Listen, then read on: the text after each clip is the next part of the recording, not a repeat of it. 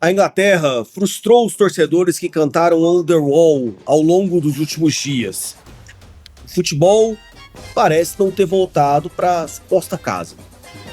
Depois de 60 anos, a seleção inglesa voltou a bater na trave e viu a Argentina vencer de virada por 2-1 nas semifinais e chegar em mais uma final de Copa do Mundo, a segunda consecutiva. Agora, de um lado vai estar Lionel Messi tentando conduzir os argentinos ao segundo título mundial consecutivo, e do outro, a Espanha de Lamine Yamal, dona do futebol mais consistente talvez da competição e representante de uma geração que volta ao chegar à final da Copa do Mundo depois de 16 anos. Em 2010, os espanhóis foram campeões. A Copa chega à decisão colocando frente a frente duas seleções que só se encontraram uma vez na história dos mundiais. Curiosamente, há 60 anos, na Copa que teve a Inglaterra como campeã. Agora, há pouco, no caminho da Argentina, ainda a partida de hoje ainda teve um componente de rivalidade marcada pela Guerra das Malvinas, em 1982. Um conflito que, até hoje, ajuda a explicar o porquê deste confronto ultrapassa as linhas do futebol, algo que combina muito bem com esse podcast. Fora das quatro linhas também, está em discussão o futuro da seleção brasileira, os bastidores e um ciclo de 2030 que já começou.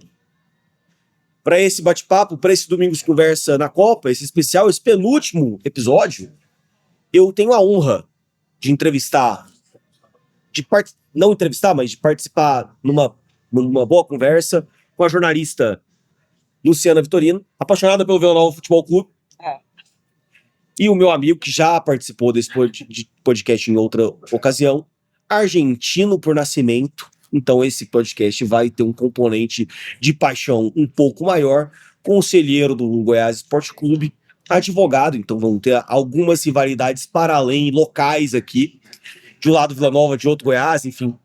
Mas para ajudar a gente a conduzir esse bate-papo, eu tenho a honra dessas duas figuras tradicionalíssimas do jornalismo e do mundo esportivo goiano. Muito obrigado, viu, Michel? Mais uma vez, tá?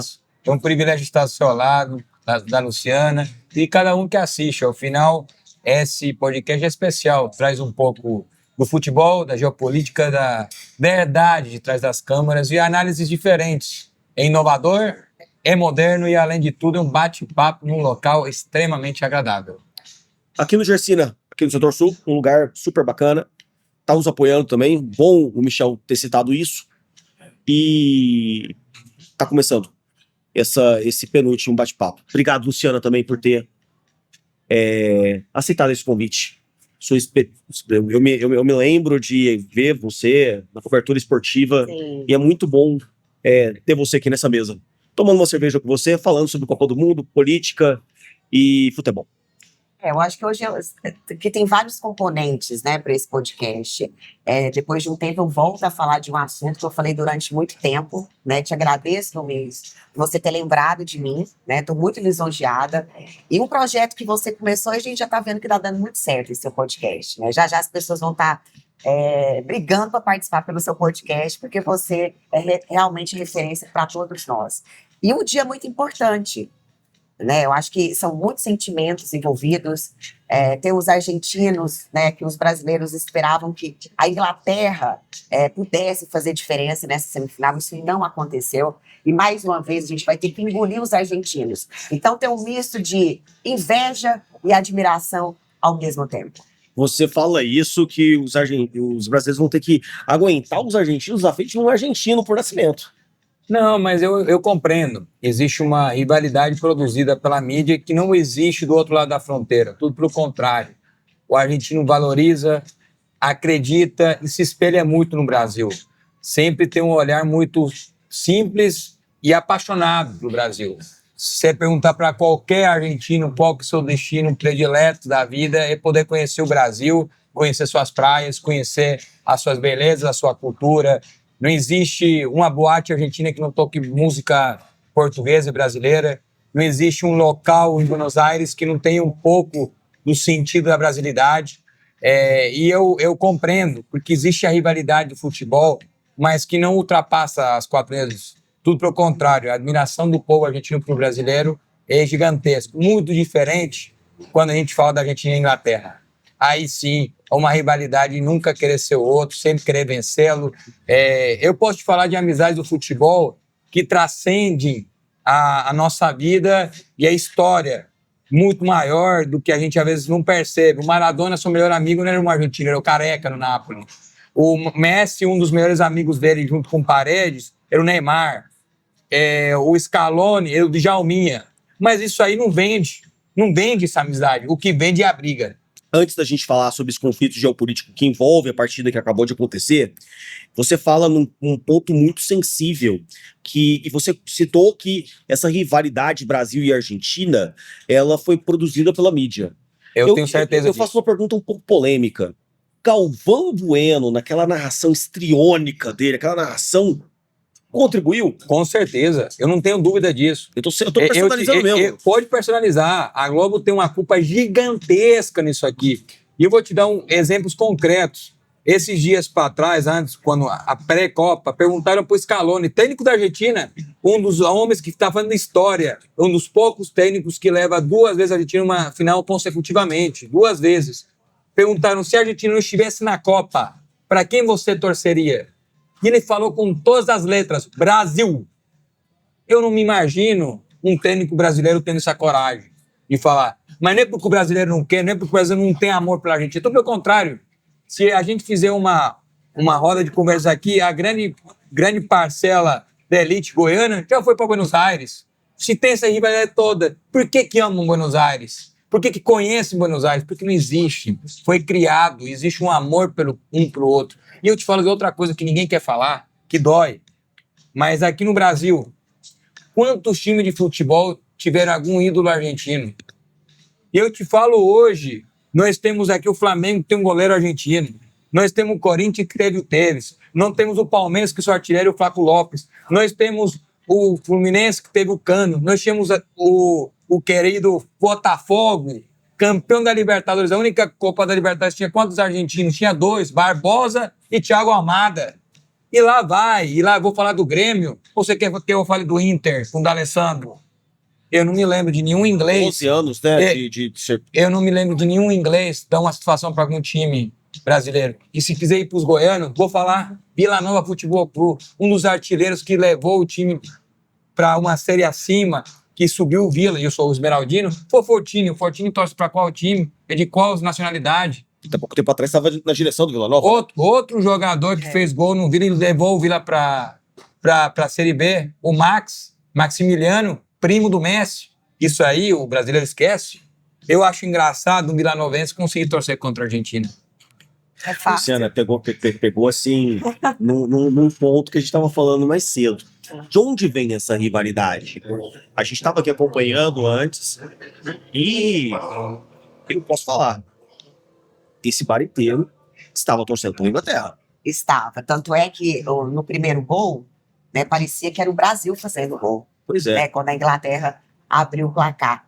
Mas, assim, claro que tudo que você disse, realmente, a gente vê, né, tem muitos ídolos argentinos aqui no futebol brasileiro, mas o que me prende realmente é a gente entender, né, que toda essa rivalidade começou na Guerra das Ilhas Malvinas, né, em 1982, que a Argentina não conseguiu realmente, né, superar a Inglaterra. Então, essa rivalidade existe por causa disso, né? E hoje eu estava até comentando com o Magu, assim que ele chegou, o único momento que eu vi vaia nessa Copa do Mundo foi quando a Inglaterra, quando tocou o hino da Inglaterra. Então os argentinos vaiaram a Inglaterra, né? Então esse foi o único momento de vaia. Então realmente essa vaia aí, essa rivalidade, ela é histórica, enraizada. Eu acredito que nunca vai terminar.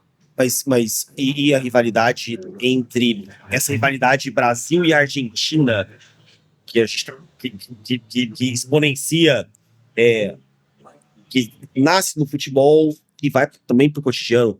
Exatamente. O Michel Magu tá falando que não existe no cotidiano, né? Não existe, fica restrito às 4 linhas. Não, existe no cotidiano, mas não é inflamado como é no futebol. E tem futebol outra. a gente vê mais. A gente vê muito mais, é mais sensível. E quando a gente toca, a Luciana tocou num assunto muito sensível, que foi a Guerra das Malvinas, de fato, a vaia, a gente tem que lembrar que é uma história muito forte. É uma história que foram atrocidades às famílias. Jovens morreram, argentinos, milhares de argentinos morreram numa guerra injusta, uma guerra desproporcional, uma guerra onde teve muita traição. O Chile foi um país, inclusive, que se você perguntar para argentino entre Brasil e Chile, o argentino é 1000 vezes Brasil, porque o Brasil, dentro da Guerra das Malvinas, se posicionou a favor da Argentina. Então não existe essa rivalidade. A Argentina tem uma rivalidade muito maior. Existe uma rivalidade muito maior com o Chile. O argentino não sente, e isso eu vou falar uma palavra forte, ódio com o Brasil. O brasileiro sente uma rivalidade natural, mas não há um ódio. Agora, Chile e Inglaterra é uma questão de ódio, uma questão de não respeitar. Chile e Argentina. Chile com a Argentina. Chile com a Argentina é muito maior a rivalidade, porque existe vidas de famílias que se perderam. Existem famílias que foram atormentadas por uma guerra. Na Argentina, tem muitas famílias que as pessoas que voltaram não voltaram mais normais para as casas. Voltaram traumatizadas de verem os seus companheiros, os seus amigos serem massacrados no campo de batalha. Sim. E isso é muito forte. A Luciana tinha trago o condimento, vaiar o hino da Inglaterra. É claro que vai vaiar. Vaiou o hino de uma nação que oprimiu um povo argentino, que massacrou, que matou sem descuido, sem respeito e sem piedade. Então, é muito mais forte. Se me perguntar para mim, eu quero ser campeão do mundo, eu quero ganhar da Inglaterra, eu não quero ser campeão do mundo, eu quero ganhar da Inglaterra. Meu campeonato da Copa do Mundo acabou hoje. Não precisa ganhar da Espanha. Já estou satisfeito, já estou feliz. Ganhou dos algoz, ganhou de quem usou a máquina e a desproporcionalidade das armas de fogo contra a gente, praticamente, posso dizer, é mais ou menos uma nova colonização. Eu era um índio com uma flecha e eles vinham com a metralhadora. Scaloni, treinador da Argentina, ele disse ontem na coletiva pré-jogo que esse evento que aconteceu em 82, da Guerra das Malvinas, não poderia pautar o jogo. Dá para dissociar política e futebol? Dá para dissociar o que acontece dentro de campo do que acontece fora de campo? Eu acho que tem tudo a ver política com futebol. Eu acredito que quando acontece a Copa do Mundo, o palco, ele cria mais, como é que eu posso dizer? Acho que aflora o que as pessoas já sabem o que aconteceu no passado. Vamos supor, Inglaterra e Argentina. Acredito que foi um dos jogos mais esperados, né, nessa Copa do Mundo. Simbólico, né? Pra caramba. Exatamente, né? Por conta desse condimento. Exatamente. E assim, a gente vê uma Inglaterra que vem lutando há quanto tempo para vencer novamente uma Copa do Mundo? Né? A última vez que a Inglaterra conquistou a Copa do Mundo foi 80 e... Esqueci, gente. 66. Então, 60 anos atrás. Exatamente, né? Tanto é que muitos famosos estavam ali para poder ver realmente se a Inglaterra poderia avançar mais uma vez em Copa do Mundo. E mais uma vez mostrou. Tem tudo a ver política com futebol, mas na hora do vamos ver, tem que saber jogar. O que hoje o técnico da Inglaterra fez, o Thomas Tuchel, é uma postura de time fraco. Como que você coloca um time na Copa do Mundo, né, na semifinal, um time totalmente recuado? Isso não existe. Como que um time vai ganhar a Copa do Mundo recuado? Se comportou como o Goiás Esporte Clube aqui em Goiás. Eu discordo, mas faz parte da intriga e faz parte do condimento futebolístico. Eu acho legal. Eu discordo porque é o estilo de jogo de um alemão. O técnico inglês é um alemão. E aí tem um condimento, mais uma vez, político, né? A Segunda Guerra Mundial que a Inglaterra ganha de um alemão, hoje é dirigido por um técnico comandante, um general alemão. A Inglaterra que o dia foi quem se posicionou contra aquele nazismo, né? Foi o querido Churchill, o ex-ministro inglês, que teve essa audácia de enfrentar... Você acha ele querido mesmo? Eu acho ele um baita, para mim, uma referência política. Ele teve a coragem que poucos homens públicos tiveram. Mas querido? querido para os ingleses, ele hoje é uma referência. Naquele momento não foi compreendido, é tanto assim que ele não foi reeleito. Ele foi, Pois é, inclusive... querido, mais uma vez, eu insisto nisso. Eu acho que Querido, não é hoje- demais, não. Querido. Hoje ele é. O povo sabe quanto ele foi importante para a história do mundo. Agora, o que eu quero trazer também é quanto importante a gente vê um detalhe que poucas pessoas estão se antenando. Mas nós estamos enfrentando as duas campeões, que ia até a finalíssima, foi suspensa a finalíssima, o campeão da Europa contra o campeão da América do Sul, que é a Argentina contra a Espanha. Nós vamos ter uma final que vai ter um condimento extremamente interessante, porque a finalíssima ia acontecer antes da Copa do Mundo, foi suspensa e acaba que vai ser a final do mundo. Acho que é justo você ter um campeão da América do Sul contra o campeão da Europa. Então, vamos ver um verdadeiro campeão em um momento extremamente histórico. A Argentina, que foi colonizada pela Espanha, hoje vai enfrentar de igual para igual. O Messi, que foi criado para o Barcelona, vai enfrentar a Espanha. Um condimento muito forte, porque muita gente falava que o Messi era mais espanhol que argentino. E hoje a gente vê o Messi levar a Argentina para sua terceira final. 39 anos, né? Com 39 anos, fazendo 8 gols, hoje fazendo 2 assistências, um cara jogando um futebol surreal. Fora do futebol que a gente está falando e da política, nós estamos vendo no futebol da Argentina que massacrou a Inglaterra tecnicamente, taticamente. O Scaloni acabou o técnico alemão da Inglaterra. Você pode ver que o segundo tempo foi inteiramente argentino. O Inglaterra só jogou, só fez o gol e se retrancou. E a Argentina não fez mais porque teve um goleiraço da Inglaterra. Parecia que a Argentina estava jogando contra um time da segunda divisão do Brasil. Lá, engraçado, e vou te falar, aqui na imprensa brasileira não falam disso, mas a imprensa inglesa, passar a semana, a imprensa inglesa estava numa arrogância, falando que a Argentina tinha a pior zaga da Copa, falando que o estado físico da Argentina não ia aguentar a Inglaterra, que o Inglaterra no mínimo ia fazer 2 gols. Que a Argentina era dependente do Messi. Que a Argentina era dependente do Messi, e não é verdade. Você vê 2 gols, um golaço do Enzo Fernandes, que inclusive fez um gol provocando a torcida inglesa, e ele joga no Chelsea. Eu não sei como que ele vai voltar para a Inglaterra, mas ele de fato fez um golaço e chamou. Depois o Lautaro Acosta fez outro gol, com assistência magistral do Messi. Então a gente vê o Argentina jogando um futebol. Talvez o segundo tempo da Argentina fosse o melhor segundo tempo da Copa do Mundo da Argentina. Foi incrível. Inclusive, como a Espanha também, cabe destacar, foi o melhor jogo da Espanha contra a França. A Espanha nunca jogou aqui no futebol. A França não jogou, né? Eu quero pegar esse gancho. A gente vai voltar para as perspectivas finais, para Argentina e Espanha. Mas eu quero abrir um parênteses, abrir um bloco aqui. Se a gente tivesse um intervalo comercial, a gente interromper. O primeiro bloco acabou agora, vamos ir para o segundo bloco, mas é autocontínuo, não tem intervalo. Quero trazer a semifinal, a primeira semifinal, que foi entre França e Espanha. Porque a França vinha no futebol encantador, né? Super poderosa, remetendo que foi a Holanda em 74, que foi o Brasil na década de 80, aquele futebol absurdo. Mas caiu, né? Mas a gente pode falar, Domingos, que a França e a Inglaterra, até então, elas não haviam sido testadas com um time da primeira prateleira. Não tinha tido nenhuma dificuldade. Com a Argentina também, né? Exatamente, é isso.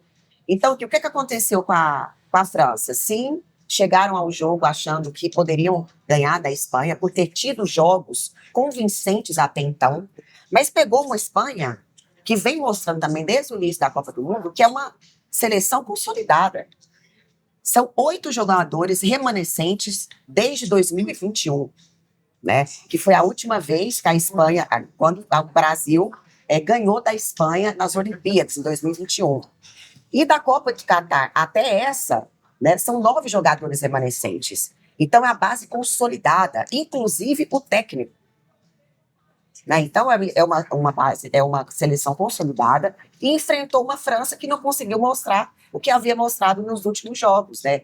O Mbappé totalmente apagado, o Dembélé totalmente apagado, né? Ele não conseguiu mostrar realmente o que ele havia mostrado nos últimos jogos, e também jogadores da defesa da Espanha que não deixaram a França jogar. Então, méritos à Espanha, que não deixou em nenhum momento a França conseguir chegar ao gol, né? que você achou dessa eliminação? Foi surpresa? Não, eu sempre acreditei na Espanha pelo time, pelo seu técnico De La Fuentes. Eu acho que um técnico que compreende o jogo de futebol como ninguém. Ele anulou muito bem o jogo da França. Os jogadores muito habilidosos, jovens, entrosados, que se conhecem, sem grandes estrelas, mas com pessoas que de fato deixem a camisa e têm envolvimento e sentimento de paixão pelo time. Você vê os espanhóis jogar, dá vontade de ficar assistindo, tocando a bola, jogando o jogo. O atacante artilheiro, um jogador do Real Sociedade, um time que é periférico na Espanha. Então, você compreende que a grande estrela do time é o time como um todo, não é uma pessoa. É o coletivo, É né? o coletivo. E o bom do futebol é que o esporte grupal é coletivo, não é individual. Então, eu, de fato, além da minha torcida pela Espanha, porque eu acredito que é interessante ver a Espanha chegar numa final, foi a última campeã europeia. Eu acredito que, neste momento, chegaram as duas seleções que mais queriam esse título, que mais tinham vontade, que mais tinha time, que mais tinham paixão pelo futebol. Mas a França também tinha um baita time. Mas é frio. É um time frio. Você pode ver que um elenco que terminou o jogo, dando suas declarações, teve grandes jogadores que compreenderam a magnitude, falaram, não, a gente ganha, perde, vamos para frente. Mbappé foi um deles, mas a gente vê que não existe o sentimento coletivo. Individual, eu sou maior que o time, eu me importo mais por mim que pelo time. Você não vê isso na Espanha. Você não vê um técnico querendo aparecer mais que o jogador. O De La Fuentes dá todo o crédito para o jogador, que tem uma leitura de jogo surpreendente. Então, eu pessoalmente, eu torcia por essa final. Torcia por essa final pelo envolvimento. Uma coisa que ninguém está falando aqui, mas nas quartas de final, quando acaba o jogo, o Church falou, o Churchill, Tá com o querido Churchill aí. Querido. O Churchill, o nosso técnico alemão da Inglaterra, pegou e falou uma coisa que tinha errado muito em Inglaterra. E o Bellingham ficou chateado. O Bellingham falou, é porque você não tá jogando contra esse time. É porque você não tá jogando contra o Haaland, contra o Odegaard e mais outros dois jogadores que ele mencionou. Então você vê que não existe uma sintonia entre o grupo do time e o técnico. É diferente da Espanha, é diferente da Argentina. Você nunca ia ver um jogador argentino contra o Scaloni, nem um jogador da Espanha contra o De La Fuentes. Luciana, o time da França é frio? O que eu acho? A França depende de 4 jogadores, não é do coletivo. Entendeu? Então, assim, quando os 4 jogadores não conseguiram jogar, a França não conseguiu chegar ao ataque. Então, não é o coletivo, é o individual na França. Diferente da Espanha, que é o coletivo todo. Poderia ter sido 3-0, inclusive, Poderia. Mas é impressionante. Eu não consegui ver a França nos últimos jogos ontem. Foi um apagão. Apagou. Proporcionalmente, foi meio que assim, lembrou o Brasil no 7-1 ali contra a Alemanha em 2014. Então, realmente, Desculpa assim, lembrar esse episódio, mas foi algo parecido. Méritos à Espanha, que realmente anulou todo o futebol da França. Eu acreditava que a França fosse ganhar. E agora a gente vai ter um confronto Espanha e Argentina. O que esperar, hein? De Espanha e Argentina, cara. Luciana, assim, o que você espera desse confronto? Tá ansiosa? Pra mim, eu vou ser bem sincero, no momento de... Eu esperava uma Copa mais excitante. Mais excitante? Você acredita que você já tá achando o fim da Copa do Mundo não está excitante ainda? Eu esperava uma Copa mais animada. Esperava uma Copa mais empolgante, mais... eu esperava uma Copa... Depois que acontece ali algumas eliminações na nova primeira fase, nos 16avos, e as oitavas, pouco a pouco, as seleções foram caindo. Enfim, acho que ficou uma final morna. Eu acho assim, O Michel Magu vai me bater daqui a pouco. Eu não sou agressivo, eu sempre assim, diálogo. São muitos pontos positivos que a gente pode elencar até o momento. A começar por algumas seleções que nunca haviam participado de uma Copa do Mundo. A democratização, eu acho isso fantástico. Isso foi lindo. Eu acho isso fantástico. Times da Ásia, da África, da América do Norte. Isso foi maravilhoso. Sendo conhecidos, né, mundialmente. Pessoas que nunca haviam falado em Cabo Verde, querem conhecer Cabo Verde. Então, escolher o ídolo. já escolheram o ídolo Vozinha, né, como um símbolo dessa Copa do Mundo. Então tem pontos que a gente deve salientar. Teve o torcedor lá do Congo, que inclusive foi proibido de adentrar nos Estados Unidos, né? Ele acompanhou os jogos do Congo no México, mas não pôde ir para os Estados Unidos, inclusive foi proibido de entrar na Argentina. Isso não teve democratização, né? E assim, eu acho que um ponto relevante dessa Copa do Mundo foram essas seleções que não eram conhecidas e hoje são conhecidas mundialmente. Não, o Congo deu trabalho para a Argentina, inclusive. Exato, eu falo, não foi emocionante para quem? Para você. Não. É uma opinião pessoal. Não. Porque quando Pra você... mim foi muito bom até ali a oitava, quarta. Agora, assim. É porque não tá o Brasil. Você tá sendo muito subjetivo. Não, eu fui Mas se a Inglaterra tivesse. Mas se a Inglaterra tivesse. Você acha que ia ser ótimo. Você acha que seria outra emoção? É exato que ia ser, porque você tava torcendo pra Inglaterra. O problema é que pra quem você torcer, perdeu. Mas essa é a verdade. A Argentina, a terceira final em 4 edições. Eu vou te falar. Chato. Mas o Brasil também 98, 2000, 94, 98 e 2002. Domingo. Pra gente não era chato aquela época. Exato. Eu tô sentindo inveja da Argentina hoje, porque eles já sentiram de nós. 94, 98, 2002. Deixa eu falar. 2002, a Argentina nem passou da primeira fase. Exatamente. A inveja já existiu. Pra quem? Contra Brasil e Alemanha. Você acha que eu torci pra Alemanha, pro Oliver Kahn? Óbvio que eu torci pro Brasil. Eu nem aqui tava, mas amigo. o senhor é um brasileiro. Eu nem aqui tava, eu morava no Líbano ainda. Hoje, mas lá na época eu tava lá no Brasil. Tava lá no Líbano, nem sabia que um dia ia morar aqui. Óbvio que ia torcer pro Brasil. Óbvio que eu torci e gritei os gols do Ronaldo. Claro, com paixão, com amor, com devoção a meu Ronaldo. E quem dera se não nascesse mais um Ronaldo nessa geração. Por favor. Falta essa paixão. Falta esse amor, mas vou voltar. É o que a Argentina tem de sobra. Vou te falar como que não teve emoção. A Argentina virou 3 mata-mata. Você tá esquecendo que essa é a Copa que mais virada teve, que mais democrática foi. Você teve um Cabo Verde, você teve o Egito, você teve Noruega, que você vai falar, ganhou do Brasil. Mas quem que imaginar que a Noruega um dia ia ganhar do Brasil? Isso pra mim já é uma emoção. Isso porque é algo que foi negativo. Mas foi negativo. Ganhou da Noruega. Tudo bem, mas se imaginar que o Haaland ia fazer gol agora, pelo amor de Deus, nem o cara que odiava o Brasil ia achar isso. Foi uma decepção gigantesca. E aí eu concordo com você. Essa decepção a gente está passando e é ruim pro futebol brasileiro. Não é bom. E outra coisa, você acha que é natural você ver o Ancelotti como técnico? Aí está acabando que todo esse é um desgaste brasileiro que a gente não consegue fazer um projeto de Brasil de futebol. Isso é sério. O Scaloni, que hoje está na Argentina, tem 8 anos que está à frente da Argentina. Nós temos um técnico que vai ficar 8 anos no Brasil. É um longevo que dá certo. A gente continua errando. E o Scaloni, ele assume a seleção argentina como interino. Com ninguém querendo com briga interna, igual o Brasil. Várias recusas. Inclusive a imprensa era contra. Todo mundo era contra. Era assim. O primeiro trabalho técnico do cara foi a seleção argentina. Foi a seleção argentina, né? E o cara era colega do Messi, hoje é o técnico, o líder do cara, e é quem levou a Argentina aos títulos, a Copa América, agora a outra final argentina. Mas por que eu estou falando isso aqui? Sabe o que acontece? Que a gente às vezes não percebe o quanto a gente é desunido. Nós da América Latina, e isso não acontecia nas gerações antigas. Eu vi o Caetano falar do Borges, eu vi o Belchior falar que ele tem orgulho de ser um jovem da América Latina.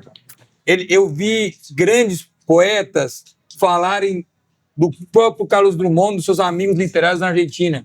Hoje, eu não vejo essa união que nós temos. Acabou que nos afastamos do que nos fortalece. A nossa diversidade na América Latina é nosso diferencial. Nós precisamos voltar à nossa origem e precisamos voltar a enriquecer essas raízes. E eu falo isso porque hoje nós temos muitos brasileiros que nascem na Europa e gostariam de ter uma oportunidade na seleção brasileira. Nós temos que olhar para esse povo. A seleção brasileira não olha. Hoje a Argentina tem um banco de suplentes vários jogadores que não nasceram na Argentina, que nasceram na Europa, mas jogam para a seleção argentina, porque os pais são argentinos. E isso o Brasil vai precisar começar a olhar.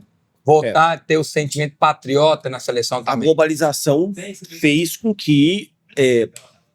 Os Marrocos é um exemplo. Ninguém nasceu praticamente. Mal. fez com que É, brasileiros fossem para fora, tivessem filhos lá, Uhum.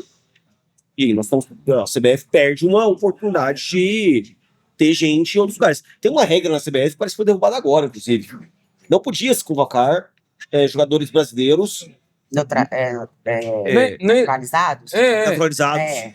Nós perdemos o Thiago, que jogou pra Espanha. Thiago Alcântara, né? Thiago Alcântara.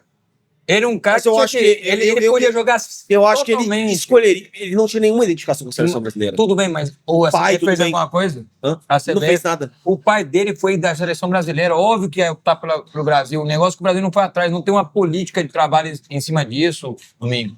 Nós temos que olhar para esses erros. Por exemplo, todo mundo questionava o Messi, era mais argentino ou espanhol. Alguém tem dúvida hoje que o Messi é argentino? O cara foi para a Espanha com 14 anos. 14 anos. E o Messi estourou. Mas por Muito quê? estourado, né? Mas por quê? Teve um trabalho, teve a família, teve uma contenção, teve um envolvimento. Ele lutou, ele persistiu, ele fez um esforço, ele desistiu da seleção, voltou atrás com um povo pedindo para ele Ele veste a voltar. camisa, né? A gente tá faltando isso na seleção brasileira. Eu quero a observação da jornalista brasileira sobre o Messi. Na sua visão, o Messi, ele se equipara numa prateleira tal qual Maradona e Pelé? Ou é fenomenal nos números, é indiscutível, mas o encanto e a mística ainda não teve? Não, tem demais, porque assim, eu acho que são momentos diferentes, né? Maradona e Messi. Né? A gente vê o Maradona, uma figura que entrava em campo até no campo político, né? Ele vestia aquela camisa de verdade, parecia que a Argentina para ele era tudo. E agora o Messi é aquele jogador que foi tendo um trabalho de formiguinha. Né? O Messi não estourou quando chegou, mas ele não desistiu. E hoje tanto Maradona como o Messi são símbolos que não são só do futebol, mas são símbolos da Argentina. Tá aqui a gente tá em cima. E você acha que o Messi, Maradona, estão na mesma prateleira? Olha, faltava uma Ou o coisa. Messi ultrapassou já isso? Não, são momentos históricos diferentes. Não dá para comparar. É injusto com ambos. Só que faltava uma coisa ao Messi, que era ganhar da Inglaterra, pro povo argentino. Para vocês é bobagem. Mas sinceramente, você acha que ele estava pensando nisso? Para o argentino é. Para o argentino é muito mais do que vocês imaginam. Vocês não dimensionam o que é ganhar da Inglaterra. Uma vitória da Inglaterra é melhor que as 8 bolas de ouro do Messi? Muito mais. Para você, né, Marcos? Não é para mim, não. O Messi tem essa consciência? Tem. O Messi tem essa Eu, consciência? sinceramente, não acredito. Espera as declarações do Messi após um jogo. O E vou Messi- te falar, o Messi- Domingos, Tem críticos aí vocês podem ver aí no feed de vocês, falam que o Messi não se posiciona contra o racismo que acontece na Diferente Argentina. do Maradona, que sempre se posicionou. deixa eu falar uma Totalmente coisa diferente. Ele é para a política, vocês. Eu tô falando como um homem que morou na Argentina, morei no Líbano e estou no Brasil e sou brasileiro por opção, naturalizado porque eu quis ser brasileiro. O Messi hoje, ele chega a uma prateleira que faltava na vida dele, que era ganhar da Inglaterra.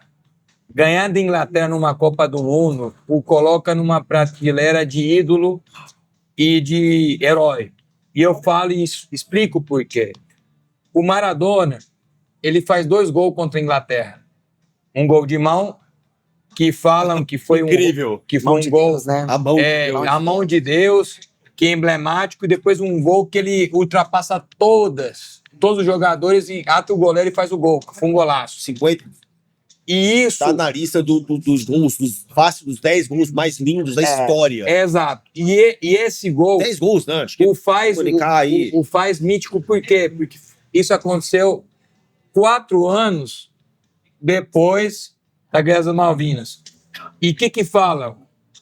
O que falam do gol roubado da Argentina? Que gol roubado de ladrão não é roubo. Que é uma prosopopeia mítica. uma poesia. É uma poesia. Então, eu roubar do ladrão não é roubo. Então, A Inglaterra roubou as Malvinas, eu roubar um jogo, não tô roubando. Então, faltava essa parte mística ao Messi, que hoje ele se consagra. E eu não estou falando em equiparar ao Maradona, mas hoje ele entra nas fileiras de ser um herói, um ídolo, uma pessoa que consegue, de fato, ser um homem que vai ser um emblema argentino e um símbolo argentino pro resto das gerações. Acho que, resumindo, os dois são ídolos, mas com perfis diferentes. É a questão que o Messi é de todos. O Maradona é político. Se a gente fosse elencar a Luciana aqui agora, num partido político, ela seria talvez o MDB. Eu sabia que você ia falar isso, mas ela é maior que isso. Porque senão vão taxar ela de centrão. Um partido de centrão. Não, mas um partido de centrão, o Kassab. Um Kassab mais de um articulador. Do comentário esportivo. Porque você foi brilhante na articulação que você fez agora. Você gostou? Gostei. Que bom. Eu achei ótimo. Eles foram brilhantes e geniais dentro das suas gerações. Mas e foram mesmo. Eu concordo. Eu acho que está numa prateleira. Cada um teve sua Copa e, além disso, a sua liderança dentro de campo. Só que na Argentina se questionava muito.